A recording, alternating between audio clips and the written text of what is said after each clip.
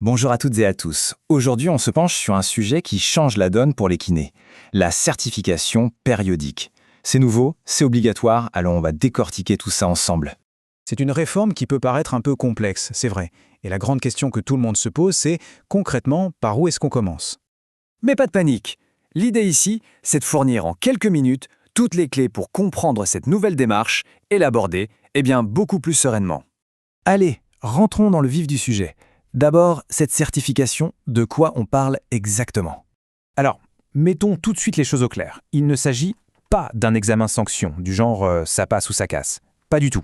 C'est une démarche continue, un parcours structuré pour s'assurer que chaque professionnel maintient et actualise ses compétences. Le but, c'est vraiment de valoriser un engagement dans la qualité. L'objectif final derrière tout ça, c'est de renforcer la confiance du public dans notre système de santé. L'enjeu est avant tout qualitatif. Il s'agit de garantir que les pratiques restent au plus haut niveau face aux évolutions constantes des soins. Cette obligation s'applique à 7 professions de santé à ordre, et bien sûr, les masseurs-kinésithérapeutes sont en plein dedans, quel que soit leur mode d'exercice, libéral, salarié ou mixte. Passons maintenant à la structure même du dispositif. Tout le parcours s'articule autour de 4 grands axes obligatoires. C'est vraiment la colonne vertébrale du système, il faut bien les avoir en tête. Et la règle du jeu est simple à retenir. Sur toute la période de certification, il faudra avoir réalisé au minimum 2 actions pour chacun de ces 4 axes. Le premier axe, c'est un grand classique, l'actualisation des connaissances. Ça inclut les formations de développement professionnel continu, le fameux DPC, la formation continue ou même l'obtention de nouveaux diplômes. En bref, c'est le socle de la compétence technique. Le deuxième axe, lui, se concentre sur le renforcement de la qualité des pratiques. L'idée, c'est d'évaluer ses propres méthodes, par exemple via des évaluations des pratiques professionnelles ou des démarches de gestion des risques, pour améliorer continuellement la qualité des soins. Là, on touche à l'une des grosses nouveautés, une vraie évolution de fond du métier. L'axe 3 met l'accent sur la relation avec le patient, la communication, l'éthique, le consentement. Une bonne alliance thérapeutique est aujourd'hui reconnue comme un facteur clé de la réussite des soins. Et enfin, l'axe 4, une autre nouveauté de taille. Il reconnaît que la santé du soignant est une composante essentielle de la qualité des soins. Il s'agit donc de prendre en compte sa propre santé, de la prévention des risques professionnels comme les troubles musculo-squelettiques à son suivi médical. Un arrêté récent précise des exigences spécifiques pour les kinés. Attention, c'est important, pour valider, il faudra impérativement au moins une action de formation pour l'axe 1 et une action d'évaluation comme une EPP, une gestion des risques ou une analyse des pratiques professionnelles pour l'axe 2, ce sont les minimums obligatoires. Maintenant, une question cruciale, le timing. Le parcours de certification ne dure pas le même temps pour tout le monde. Alors 6 ou 9 ans? En fait, c'est assez simple.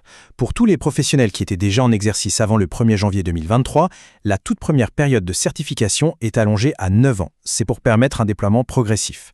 Pour tous les autres, les nouveaux diplômés ou ceux qui reprennent une activité, on part sur le cycle standard de 6 ans. Pour être très concret, pour ceux qui sont dans le cycle de 9 ans, la période a commencé au 1er janvier 2023 et la première grande échéance est fixée à juin 2032. Bon, ça laisse le temps de s'organiser, mais il ne faut pas attendre à la dernière minute non plus. Passons à l'aspect pratique. Comment est-ce qu'on suit sa progression et qui vient vérifier que tout est en ordre? Le suivi sera centralisé sur une plateforme en ligne appelée MaCertifPro Santé. Gérée par l'Agence du numérique en santé, c'est sur cet outil officiel que chaque professionnel devra enregistrer toutes les actions réalisées pour sa certification. Le système repose sur 3 acteurs clés. D'abord, le collège de la masso-kinésithérapie, le CMK, qui définit les actions valides. Ensuite, le kinésithérapeute, qui choisit, réalise et enregistre ses actions. Et enfin, l'ordre, qui contrôle la conformité à la fin de la période. Et ce contrôle n'est pas anodin. L'ordre effectuera ses vérifications à la fin de chaque cycle. Ne pas respecter son obligation est considéré comme un manquement et peut mener à des sanctions, allant jusqu'à une suspension d'exercice pour insuffisance professionnelle. C'est donc un enjeu majeur. On termine avec la question que beaucoup se posent. Comment tout ça s'articule avec l'obligation de DPC que l'on connaît déjà? La question est directe. Est-ce que faire son DPC triennal comme d'habitude suffit pour valider la certification périodique? La réponse courte est non, mais le DPC reste un levier essentiel. Il permet de valider une grande partie des actions des 2 premiers axes. Le point crucial cependant, c'est qu'il ne couvre généralement pas les axes 3 et 4. Il faudra donc impérativement réaliser des actions complémentaires sur la relation patient et la santé personnelle. La certification est plus large, elle englobe le DPC, mais va au-delà. En conclusion, cette certification est bien plus qu'une simple contrainte administrative. La vraie question est peut-être, au-delà de l'obligation, n'est-ce pas l'occasion parfaite de prendre du recul, d'explorer de nouveaux sujets et de redynamiser sa pratique au quotidien?